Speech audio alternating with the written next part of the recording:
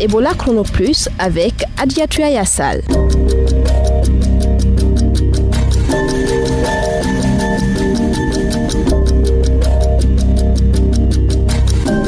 Vous écoutez Ebola Chrono Plus, bienvenue.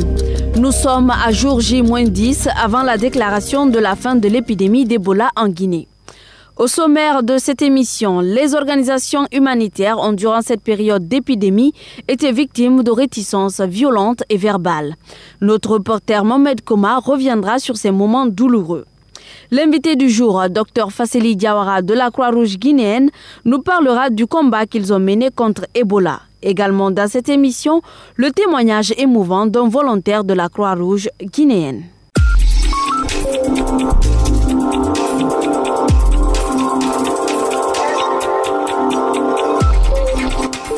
Bonjour à tous. Comme annoncé dans le sommaire, depuis le début de l'épidémie à virus Ebola, les organisations humanitaires ont déployé des efforts techniques et financiers pour recruter et former des agents de santé afin de stopper la maladie.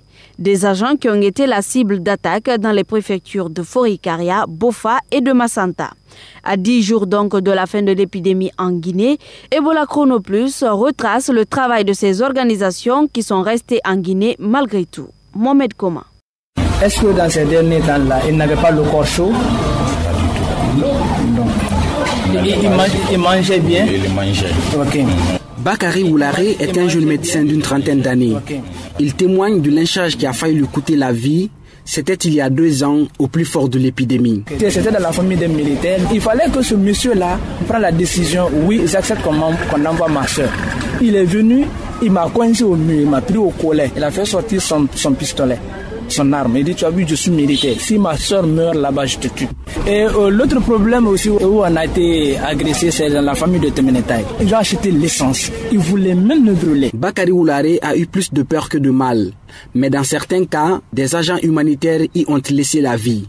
Le 16 septembre 2014 à Omé, au nord de Nzérékoré, 9 membres d'une équipe de sensibilisateurs ont été froidement tués par une foule révoltée. Christophe Melimono est un rescapé de Omé. Le premier qui a reçu un jet de cailloux sur la tête, c'est le président de la Croix-Rouge préfectorale de Nzérékoré. C'était un Melimolo indescriptible. Le chauffeur qui nous a conduits, lui, il avait détalé avec la voiture. Mes co-passagers sont tous restés là. Ils sont tous morts. Le reste, c'est le sauve-qui-peut. À la Croix-Rouge guinéenne, le bilan de l'attaque sur l'organisation est lourd.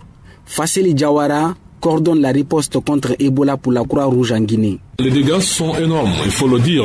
Les incidents, il y en a eu dans tout le pays. Nous avons répertorié, documenté pratiquement 69 cas d'incidence. Nos véhicules ont été caillassés. Les volontaires qui ont reçu des coups dans les yeux ou ont été obligés d'intervenir, d'autres ont été passionnés par les familles, on les a envoyés en voie séparée, ainsi de suite. Donc il y a eu 9 situations, 9 personnes qui ont été traumatisées de la sorte lors de cette épidémie. La Guinée sera déclarée libre d'Ebola dans moins de 10 jours. Mais plusieurs humanitaires comptent s'investir dans la période post-Ebola pour le relèvement. Pour le général Bouré Makwande, ministre de l'administration du territoire et de la décentralisation, la population doit toujours continuer à collaborer avec les humanitaires. Il a fait cette déclaration le 19 août dernier à la faveur de la journée mondiale à l'aide humanitaire. L'action humanitaire consiste à vous aider à survivre aux crises consécutives aux catastrophes et mieux vous sortir de la précarité. Je vous exhorte en conséquence à accompagner les acteurs humanitaires qui luttent pour atténuer vos souffrances face aux catastrophes. Mohamed Koma, Ebola Chrono Plus, Conakry. Ebola Chrono Plus, le compte à rebours continue.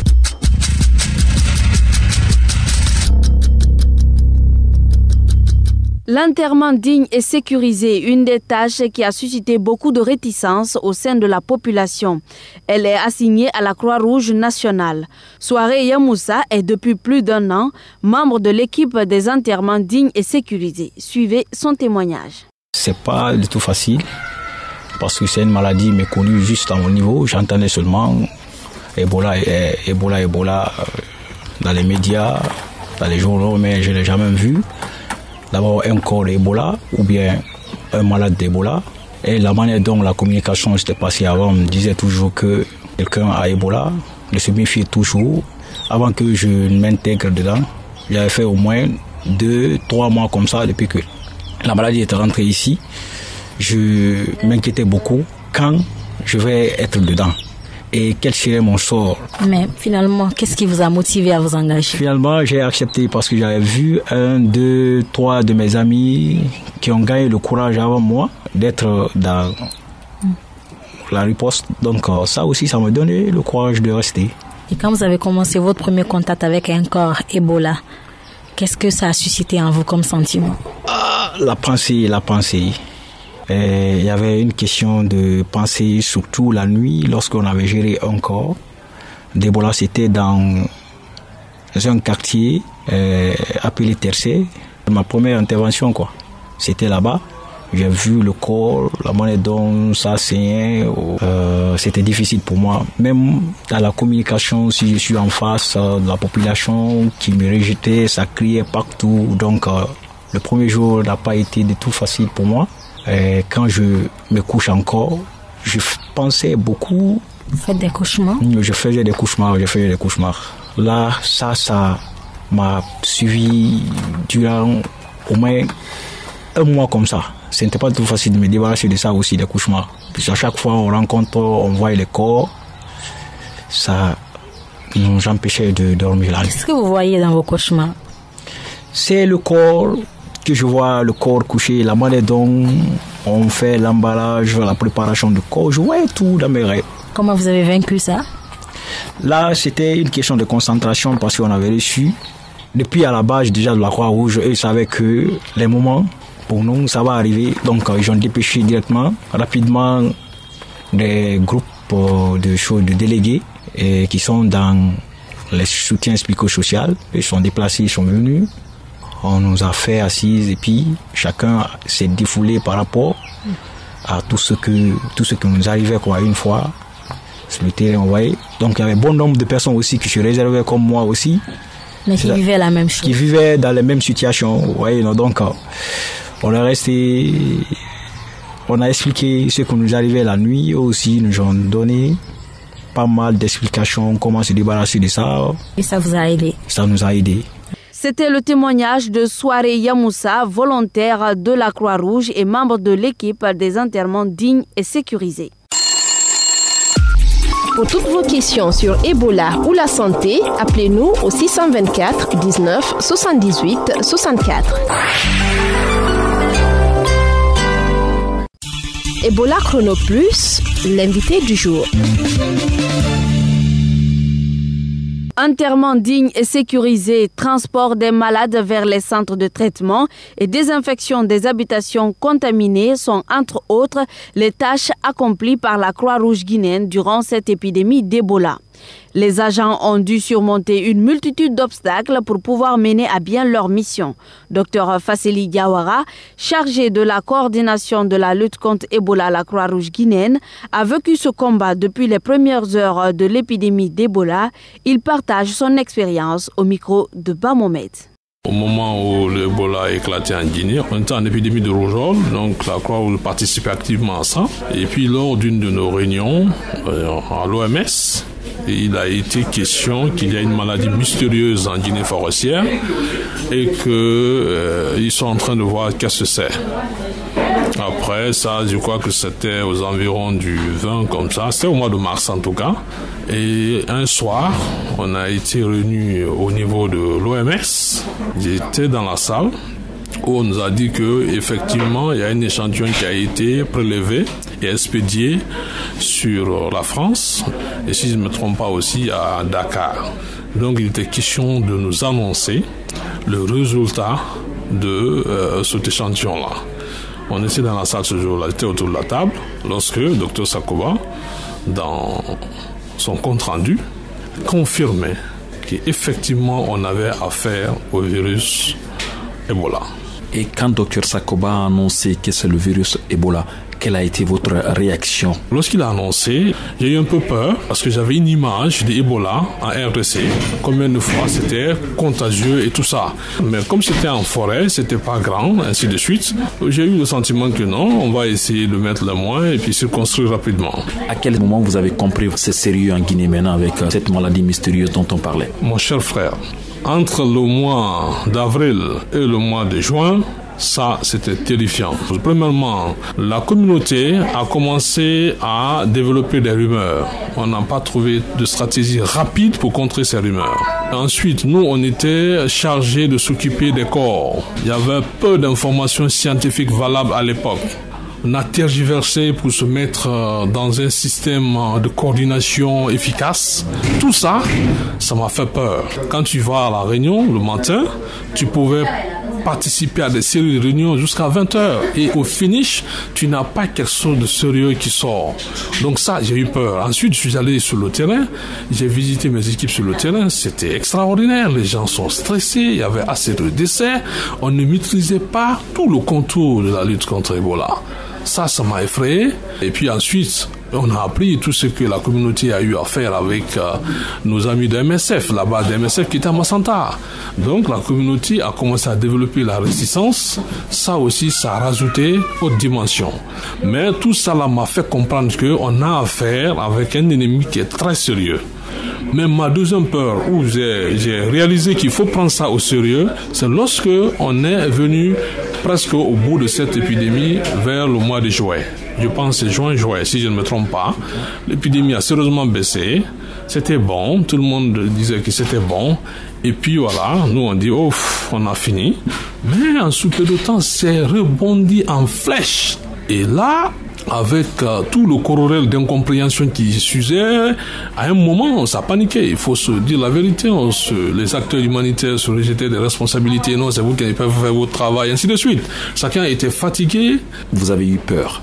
Vous avez eu peur. Avec cette peur, est-ce que ça vous a traversé la tête d'abandonner, de baisser les bras? Pas une seconde, j'ai senti le besoin d'abandonner. Pas une seconde. Nous, on était à l'origine, il fallait faire face et continuer à se battre. C'est vrai qu'il y a des moments de sentiments de découragement traversé personnellement mon esprit au moment où on était face à la mort et que la population nous tapait dessus. Casser le véhicule, on était stigmatisé, on était insulté, on n'était pas compris. Et puis on a compris aussi que les organisations à travers le pays, tout le monde comprenait ce que nous faisons, il y avait le soutien de tous les partenaires. Et puis finalement aussi, c'est pas tout le monde au niveau de la population qui nous rejetait, il y a d'autres qui nous acceptaient et qui nous comprenaient. Mais on a continué à lutter jusqu'au jour d'aujourd'hui, ça va. Vous personnellement, Dr Fassili Diawara, à quel moment vous vous êtes impliqué dans la lutte contre Ebola? La première déclaration sur Ebola, moi j'étais autour de la table. On était là très tôt, dès le mois de mars. Je pense que la déclaration s'est passée au moment où même une équipe était sur place déjà. Mais comment le cas spécifique de Ebola, vous l'avez géré? Au début d'Ebola, les informations n'étaient pas rassurantes. Ça, c'est même au niveau de la Croix-Rouge, au niveau de moi personnellement.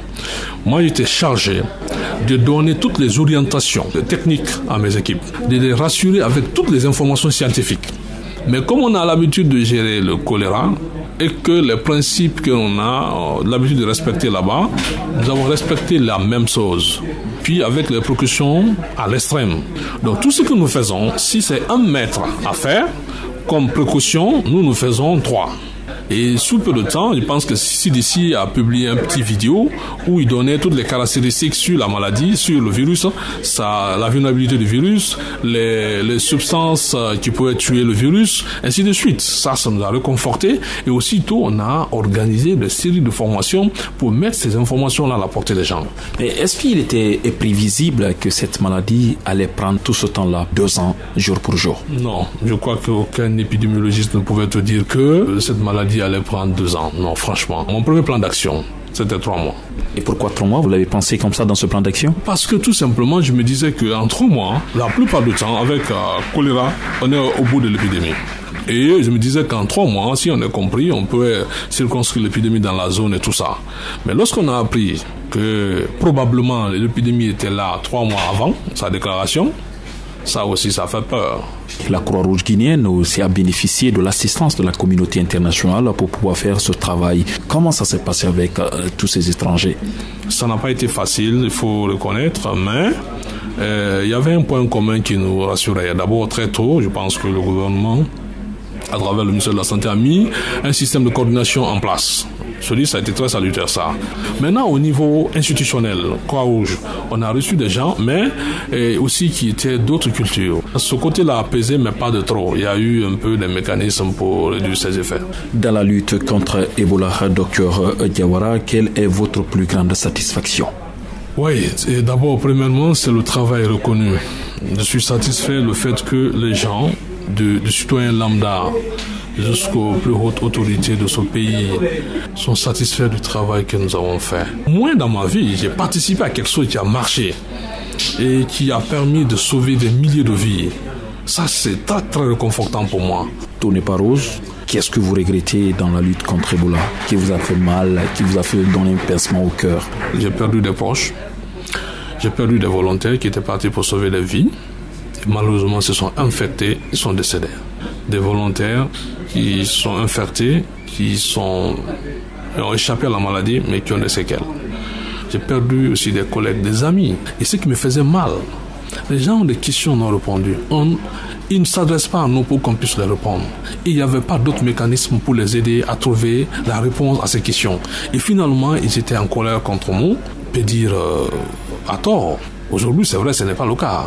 Je prends l'exemple, c'est pas parce que toi tu es devant moi, mais le 115, Ebola Chrono, c'est vous qui avez presque mis fin à cette histoire de réticence. On pouvait sauver la vie de ces gens-là si la presse était là avant. Comment avez-vous mis votre professionnalisme dans la lutte contre Ebola? Oui, il y avait une expérience qu'on avait déjà. C'est vrai, dedans, on connaissait un peu qu'est-ce qu'il faut s'attendre et qu'est-ce qu'il faut faire pour répondre à une épidémie. Avec toutes ces mesures de riposte mises en place au niveau communautaire, vous essayez de circonscrire l'épidémie là où ça éclate, vous informez les gens qui sont autour pour qu'ils se mettent à l'abri. Vous identifiez un lieu où les malades seront traités ou isolés, en tout cas où on peut les sauver pour les sortir un peu de la communauté pour ne pas qu'ils infectent les autres. Et quand il y a un décès, comment est-ce qu'il faut procéder pour ne pas que toujours ce corps-là infecte les autres. Tous ces trucs de mobilisation, de la logistique et tout ça. C'est ce schéma-là qu'on a mis en place et ça marchait. Mais l'autre dimension, c'était de motiver les gens qui travaillent sur Ebola, pas seulement les volontaires, tout le monde. C'était pas facile pour quelqu'un de dire à quelqu'un d'aller à Djerekore, à Massanta, à Djeguedou au moment où l'épidémie était à pic. Donc il fallait trouver des stratégies, d'entretenir les gens, de les préparer comme un militaire, et puis qu'ils sachent qu'ils sont en train de faire un sacrifice pour ce pays. Personne ne peut les payer, mais ils doivent rendre service. Si c'est à refaire votre implication dans ce combat, allez-vous reprendre cette expérience? Je suis mon cher, je vais faire plus que ce que j'ai déjà fait. Dr Diawara, merci de nous avoir accordé cet entretien. Je vous en prie, c'est à moi de vous remercier. C'était Dr Fasseli Diawara, chargé de la coordination de la lutte contre Ebola à la Croix-Rouge guinéenne. Ebola Chrono Plus, à vous la parole. Les réponses aux questions des auditeurs, c'est avec vous, Korkaba. Bonjour. Bonjour Adiatou. Nous allons répondre aujourd'hui à 2 questions. La première concerne la situation actuelle de l'épidémie d'Ebola en Guinée. Mamadi Keïta de Kankan, Abdou Kamara de Boké, Bachir Diallo de Kisoso veulent tous savoir où en est-on avec l'épidémie d'Ebola. Alors, messieurs, avant tout d'abord, sachez que la dernière malade d'Ebola en Guinée a été déclarée guérie depuis le 16 novembre 2015. Donc, à cette date du 18 décembre 2015, le pays a fait 32 jours sans enregistrer un cas d'Ebola, ce qui veut dire qu'il reste encore 10 jours à compter avant de déclarer la fin de l'épidémie. Le deuxième message nous a été envoyé par Abdoulaye Baldé. Il est étudiant. Il nous dit ceci. « Je souffre de phantosmie, donc j'ai besoin de vos conseils. » Merci, M. Baldé. D'abord, la phantosmie est une forme d'hallucination olfactive. C'est la perception d'une odeur sans présence physique causant celle-ci. L'odeur peut être agréable ou désagréable. M. Baldé, le conseil que nous pouvons vous donner, c'est d'aller faire une consultation au service d'ORL. Vous y trouverez un médecin otorino-laryngologiste qui pourra vous aider. À vous la parole, c'est tout pour aujourd'hui. Vos questions de santé sont toujours les bienvenues au 624 19 78 64. Merci beaucoup et au revoir. Merci Korka. Ebola Chrono Plus, c'est fini pour aujourd'hui.